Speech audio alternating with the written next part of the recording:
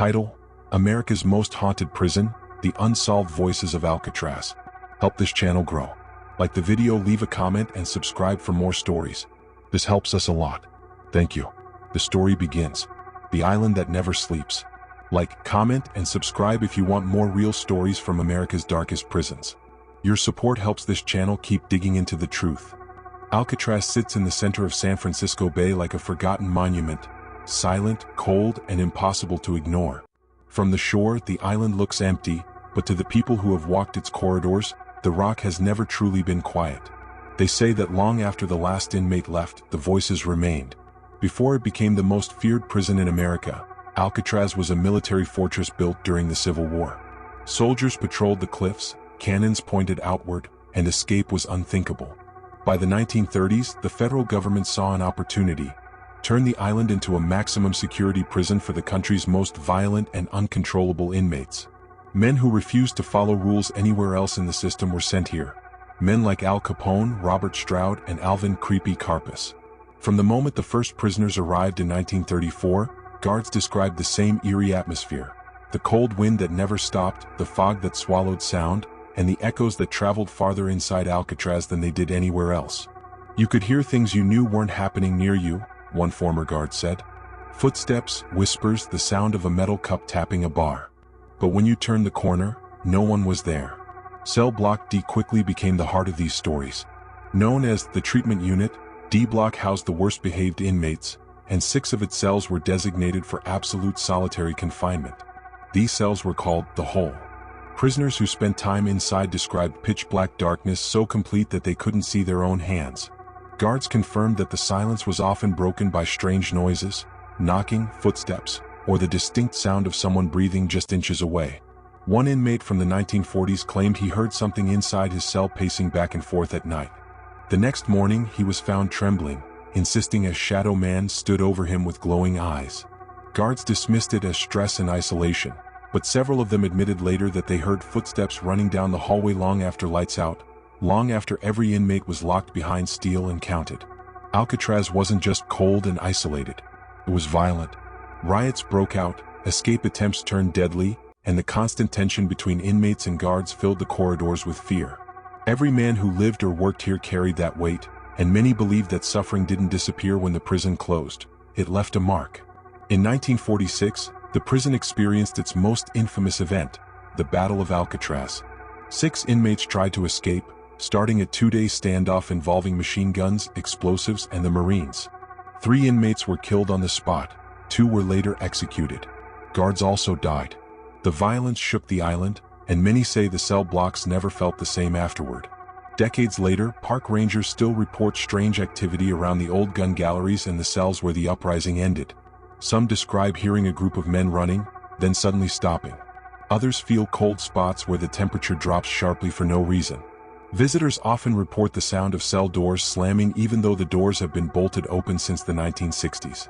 When the prison finally closed in 1963, many believed the island would become just another historical site.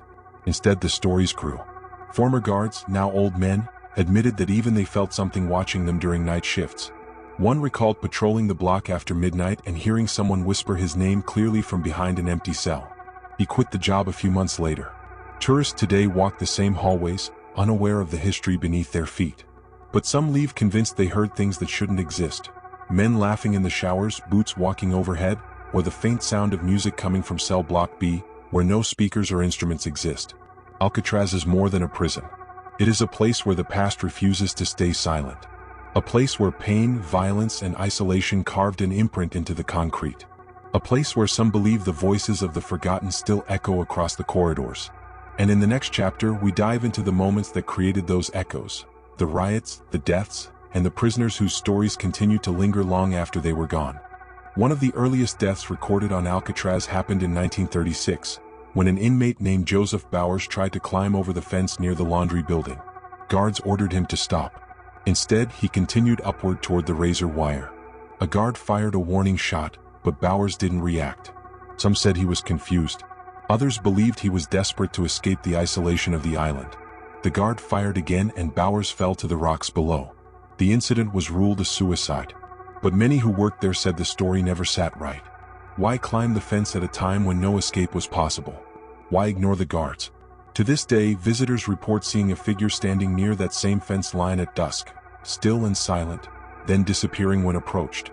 The next major event carved itself into the prison's foundation in 1937, when two inmates, Theodore Cole and Ralph Rowe, managed one of the most daring escape attempts in Alcatraz history. Using crude tools, they sawed through the bars of the mat shop, crawled through a window, and slipped into the freezing waters of the bay. A heavy fog rolled in, covering the island. By the time guards realized they were gone, the men had vanished completely. Their bodies were never found. The official report said they drowned, but rumors spread quickly among inmates and officers. Some swore they escaped. Others believed the bay claimed them. What everyone agreed on was this: that night the island felt different. Even guards admitted the silence seemed heavier, as if Alcatraz itself was holding its breath. But nothing would compare to the violence that erupted in 1946, the Battle of Alcatraz. This wasn't just an escape attempt. It was a war. It started on May 2nd when inmate Bernard Coy, a physically powerful man, launched a plan to overpower guards and seize weapons. He and two other inmates managed to capture several officers and take the gun gallery. For 48 hours, gunfire thundered across the cell blocks. Marines were called in. Grenades were thrown. 3 inmates were killed, 2 were later executed, and 2 guards died from their injuries.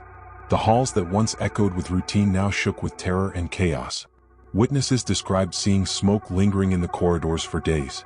Some claimed the smell of gunpowder clung to the walls for years afterward. After the battle, officers who worked the night shift reported something they couldn't explain. When the prison was quiet and the fog rolled in, they'd hear rapid footsteps running across the upper gun gallery, the exact spot Coy had taken during the riot, even though that area had been locked and sealed since the attack. Visitors today still point to that space, saying they hear heavy boots pacing back and forth, like someone guarding a position he never gave up.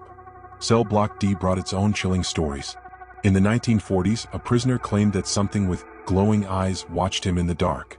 His screams echoed down the hallway, and guards found him terrified the next morning. Decades later, rangers still hear people whispering or breathing inside those isolation cells. When they unlock the doors, they always find them empty.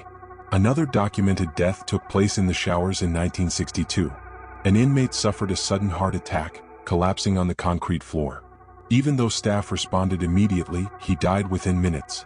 Not long afterward, multiple officers reported hearing water turn on in the empty shower room during night rounds. They'd enter to find dry floors and closed valves. Tour guides today still tell visitors to listen carefully. Many say they hear dripping water even when nothing is running. Death shaped Alcatraz. But what makes this prison different from all others is that people from every generation, guards, inmates, rangers, tourists, describe the same strange experiences in the same locations. No matter the year, no matter the witness, it's as if the prison remembers. For decades, long after the last inmate was transferred and Alcatraz officially closed in 1963, the island began to tell a different kind of story, one shaped not by escapes or violence but by echoes. Echoes of men who lived, fought, and died inside these walls. Echoes that countless visitors, rangers, and historians continue to report today. These accounts aren't from ghost hunters or thrill seekers. They're from people who walked into Alcatraz believing nothing, and walked out unable to explain what they experienced. The first major reports came from former correctional officers. Many of them had worked at Alcatraz for years, long before tourists ever set foot inside. One guard, who patrolled the cell blocks in the 1950s, recalled hearing sobbing inside a locked cell in D block. The door was shut, the lights were off, and the wing was empty. When he unlocked the cell, the sound stopped instantly, but the air inside the room was ice cold, despite the warm currents moving through the rest of the block. He later admitted that in all his years on the island, nothing unsettled him more than the feeling that someone else was standing inside that tiny concrete box with him. Rangers working the night shift during the 1970s and 1980s reported something eerily similar. They described hearing footsteps walking across the old cell house floor long after the last tour group had left. Heavy boots, steady pace, always the same route, down the main corridor past the cells, then disappearing near the old visitation room. One ranger said he tried to follow the sound one evening, convinced someone had snuck in after hours. But every time he turned a corner, the footsteps moved ahead as if leading him deeper into the cell house. When he reached the end of the hallway, the sound stopped. Total silence. The next morning, he replayed the incident in his head again and again, trying to rationalize it. But he couldn't. It wasn't an echo, he said. There was someone walking. Someone who shouldn't have been there. Cell Block D, the isolation unit, remains the center of the most consistent reports. Rangers often describe hearing whispers inside the narrow corridor, the kind of faint murmuring that sounds like a conversation happening just out of reach. Many visitors have also claimed that while standing alone inside a D-block cell, they felt someone brush past them or tug lightly at their clothing. Nothing sharp or violent, just a sense of presence. A weight in the room. A feeling that the darkness wasn't empty. The most reported incident in D-block comes from cell 14D, often called the cold cell. Even today, when the rest of the prison feels warm, 14D is noticeably colder. Temperature logs show consistent drops of 10 to 15 degrees Fahrenheit without any logical explanation. One of the island's maintenance workers once stood inside 14D to inspect the vents. He later said it felt like someone was standing directly behind him, breathing softly near his neck. When he turned around, the cell was empty, but the air felt thick, almost heavy, as if the room itself were alive. Then there's the experience of military personnel who worked on the island long before Alcatraz became a federal prison. In the late 1800s, when the island operated as a military fortress, soldiers reported hearing crying from inside the old disciplinary barracks. Some claimed they heard doors slamming when no one else was inside the building. Those structures were later demolished, but the stories survived, passed down through written reports and oral history, hinting that Alcatraz carried an atmosphere long before federal inmates ever arrived. Tourists today add their own accounts. Some describe hearing someone whisper their name during the audio tour, only to find no one close enough to speak. Others say they heard a woman singing faintly inside the dining hall, even though no women ever lived on the cell blocks. A former park ranger once recorded what she believed were unexplained voices inside the hospital wing at night. In the audio you can hear footsteps, distant talking, and the metallic clang of what sounds like a cell door closing. No staff were inside the wing at the time. Historians explain these experiences in different ways. Some attribute them to acoustics, the way sound bounces through old concrete. Others point to psychology. When you walk through a place associated with suffering and isolation, the mind fills in the silence.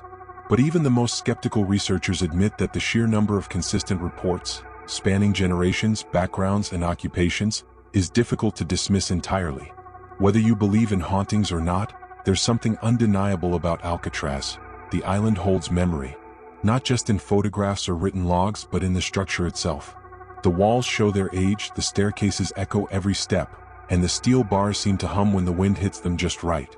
At night, when the fog presses against the windows and the waves crash against the rocks below, the prison feels alive, as if it's remembering every man who ever walked inside.